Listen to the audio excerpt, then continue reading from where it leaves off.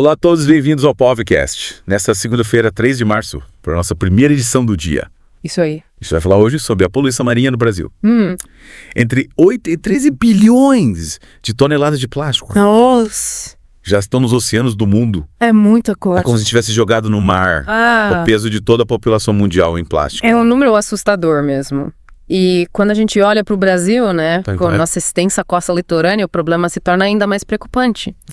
Estima-se que o país perca cerca de 3,44 milhões de toneladas de plástico por ano. Caramba! O que equivale a 16 quilos de plástico por pessoa. Nossa. Para a gente ter uma ideia do impacto, um estudo da ONG Sea Shepherd Brasil, em parceria com o Instituto Oceanográfico da USP, revelou que todas as praias brasileiras, Sem exceção, apresentam algum tipo de resíduo plástico. Nossa, 100% das praias. Isso é realmente chocante. E o que me impressiona é que a maior parte dessa poluição, cerca de 91%, vem de itens descartáveis. Aqueles que a gente usa uma vez só e joga fora. Exatamente. É como se o nosso consumo desenfreado estivesse sufocando o oceano, né? Exatamente. E o pior é que a poluição por plástico é só a ponta do iceberg, né? A gente está falando também de microplásticos. Fragmentos minúsculos que se espalham por toda parte e são ingeridos por organismos marinhos. Entrando na cadeia alimentar. Microplásticos, é isso que dizem que já encontraram até na água que a gente bebe. Sim. E no sal de cozinha. Infelizmente, sim. E as pesquisas mostram que a quantidade de plástico nos oceanos aumentou 50% nos últimos 20 anos. Imagina o que isso significa para a vida marinha e para nossa saúde a longo prazo. É como se a gente estivesse contaminando o nosso próprio prato. Falando em contaminação, me lembrei de outro tipo de poluente que anda preocupando os cientistas. Os chamados poluentes emergentes, com medicamentos agrotóxicos. Certo. E até drogas ilícitas que acabam chegando no oceano. Pois é. Assustador pensar que até isso está presente na água do mar. De fato. Um estudo recente na Baía de Santos revelou a presença desses poluentes na água, na areia e até em organismos marinhos. É um problema invisível, mas que pode ter consequências graves para a vida marinha e para a nossa saúde. Mas como esses poluentes chegam ao mar? O descarte inadequado de medicamentos, o uso excessivo de agrotóxicos na agricultura e até mesmo o descarte de produtos de higiene pessoal contribuem para a contaminação dos oceanos. E o problema se agrava com a falta de saneamento básico em muitas regiões do país. Entendi. É como se tudo que a gente faz em terra acabasse impactando o mar de alguma forma.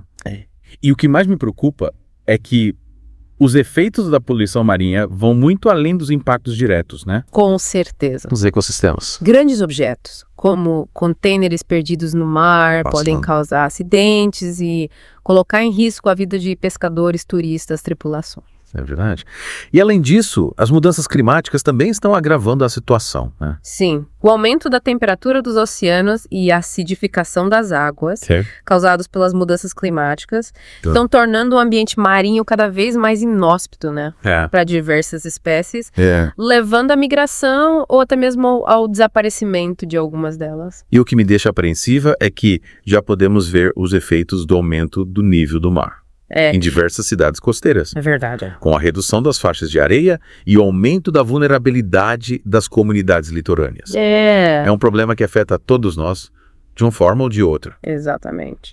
A poluição marinha, as mudanças climáticas e o aumento do nível do mar estão interligados e representam uma ameaça real pro planeta e para a humanidade. Diante de um cenário tão preocupante, eu fico me perguntando, o que podemos fazer para reverter essa situação? Existe alguma luz no fim do túnel? Felizmente, sim. Existem diversas iniciativas em andamento, né? Para combater a poluição marinha e proteger os oceanos. Sim. A década da ciência oceânica para o desenvolvimento sustentável, que teve início em 2020, é um exemplo disso. E qual é o objetivo dessa iniciativa? O objetivo é mobilizar a comunidade científica, governos, empresas e a sociedade civil para desenvolver soluções inovadoras para os problemas que os oceanos enfrentam. O Brasil, por exemplo, tem contribuído com pesquisas e ações para medir o impacto do plástico no mar. Desde a coleta de amostras em praias até a análise do trato digestivo de moluscos. Interessante. É bom saber que o Brasil é engajado nessa luta. É. Mas Além das pesquisas, o que mais está sendo feito para combater a poluição por plástico? Uma das iniciativas mais promissoras é a busca por um tratado global para o controle do plástico descartável, né?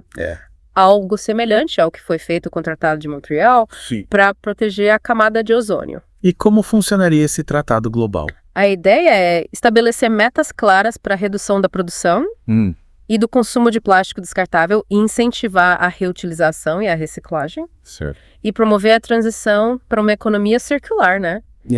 Onde os materiais são reutilizados e reincorporados no ciclo produtivo. Parece uma solução bastante abrangente. E já existe algum avanço nesse sentido? Sim, 175 países já estão negociando um tratado global do plástico. Inspirado no sucesso do Tratado de Montreal, a expectativa é que esse tratado ajude a reduzir significativamente a poluição por plástico nos oceanos.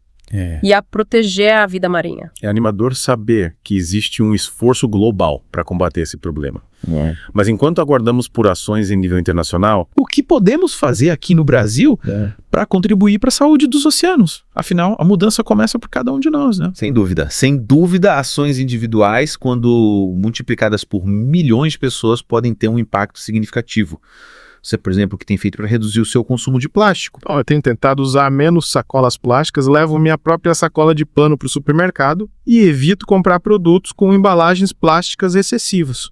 Também procuro descartar o lixo corretamente, separando o plástico para reciclagem, mas confesso que ainda tenho muito a aprender e a melhorar. É importante ter essa consciência, né, e buscar alternativas mais sustentáveis. Pequenas mudanças nos nossos hábitos de consumo podem fazer uma grande diferença. E você já pensou em como o descarte inadequado de medicamentos pode impactar o ambiente marinho? Olha, para ser sincera, eu nunca tinha pensado nisso. Sempre descartei os medicamentos vencidos no lixo comum. Qual seria a forma correta de fazer isso? O ideal é procurar pontos de coleta específicos para medicamentos vencidos, geralmente disponíveis em farmácias ou postos de saúde. Esses medicamentos, quando descartados incorretamente, podem contaminar o solo e a água, chegando aos oceanos e prejudicando a vida marinha. Nossa, eu não fazia ideia. A partir de agora vou procurar esses pontos de coleta. Mas me diz uma coisa, além do plástico, dos microplásticos e dos medicamentos, que outros tipos de poluição afetam os oceanos? A poluição marinha é um problema complexo e multifacetado, né? Produtos químicos industriais, metais pesados provenientes de atividades de mineração e esgoto doméstico não tratado e até mesmo o excesso de nutrientes provenientes da agricultura, como nitrogênio e fósforo, também representam uma grave ameaça à vida marinha. Esses nutrientes da agricultura, como assim? Explica melhor essa parte. O excesso de nutrientes na água, um processo chamado eutrofização, pode causar a proliferação excessiva de algas, formando as chamadas marés vermelhas. Esses eventos podem levar à redução do oxigênio na água, sufocando peixes e outras espécies marinhas. É como se o mar estivesse sendo asfixiado por essa sopa de algas. Que imagem perturbadora! E quais são as consequências dessa poluição toda para a saúde humana? Afinal, nós nos alimentamos de peixes e frutos do mar. A contaminação da água do mar por poluentes como metais pesados, produtos químicos e microplásticos pode afetar a saúde humana de diversas maneiras. O consumo de peixes e frutos do mar contaminados pode causar problemas neurológicos reprodutivos e até mesmo aumentar o risco de desenvolvimento de câncer. É como se a gente estivesse ingerindo um coquetel de toxinas. E o mais preocupante é que a gente nem percebe, né? Afinal, essa poluição muitas vezes é invisível a olho nu. O que me deixa curiosa é saber se existem soluções inovadoras sendo desenvolvidas para combater esse problema. Sim, existem diversas organizações e pesquisadores ao redor do mundo que estão trabalhando em soluções para remover o plástico e outros poluentes dos oceanos. Uma das tecnologias mais promissoras é o uso de bactérias que conseguem degradar o plástico. Bactérias que comem plástico. Isso parece coisa de filme de ficção científica. Parece, mas é real. Essas bactérias encontradas naturalmente no ambiente possuem enzimas capazes de quebrar as moléculas do plástico, transformando em substâncias menos nocivas ao meio ambiente. É uma solução natural para um problema criado pelo homem. Que incrível! E além dessas bactérias, que outras soluções estão sendo pesquisadas? Existem tecnologias para remover microplásticos da água utilizando filtros especiais ou processos de separação por densidade. Também estão sendo desenvolvidas embalagens biodegradáveis feitas a partir de materiais como o amido de milho que se decompõe naturalmente no ambiente. E o que o Brasil está fazendo nesse sentido? Existem iniciativas brasileiras para combater a poluição marinha. Sim, além das pesquisas que já mencionamos, existem diversas ONGs e iniciativas locais que trabalham na limpeza de praias, na educação ambiental e na promoção da pesca sustentável. O Instituto Mar Urbano, por exemplo, desenvolve projetos de educação ambiental para conscientizar a população sobre a importância da conservação marinha. E o projeto Tamar? Lembro de ter visitado um dos centros deles quando era criança, foi uma experiência marcante. O Projeto Tamar é uma referência mundial na conservação de tartarugas marinhas. Eles atuam em diversas frentes, desde a proteção de ninhos nas praias até o resgate e a reabilitação de animais feridos. É inspirador ver que existem pessoas e organizações trabalhando incansavelmente para proteger a vida marinha, mas a responsabilidade pela saúde dos oceanos é de todos nós, não é mesmo? O que mais podemos fazer em nosso dia a dia para contribuir para essa causa? Adotar hábitos de consumo conscientes, reduzir o uso de plástico descartável, descartar o lixo corretamente, apoiar iniciativas de conservação marinha e cobrar ações dos governos são atitudes que podem fazer diferença. Lembre-se, o oceano não é um depósito infinito para o nosso lixo. Verdade. Tudo que a gente joga no mar de alguma forma volta para nós. A saúde dos oceanos está diretamente ligada à nossa própria saúde e ao futuro do planeta. É como se o oceano fosse um espelho refletindo as nossas ações, né? E para quem quer se aprofundar no assunto e conhecer mais sobre as iniciativas de conservação marinha no Brasil, existem diversas ONGs fazendo um trabalho incrível. Quais você recomendaria? Além do Instituto Mar Urbano e do Projeto Tamar que você já mencionou, quais outras ONGs vale a pena conhecer? A Sea Shepherd Brasil é uma organização internacional que atua na proteção dos oceanos há mais de 40 anos. Eles têm uma forte presença no Brasil, combatendo a pesca ilegal, a caça de baleias e a poluição marinha. Outra ONG que admiro é o Instituto Baleia Jubarte, que trabalha na pesquisa e conservação de baleias jubarte no litoral brasileiro. É importante conhecer essas organizações e o trabalho que elas realizam, e para os nossos ouvintes que se sentem inspirados a agir por onde começar. O primeiro passo é se informar, né? Buscar conhecimento sobre os problemas que os oceanos enfrentam e as suas causas.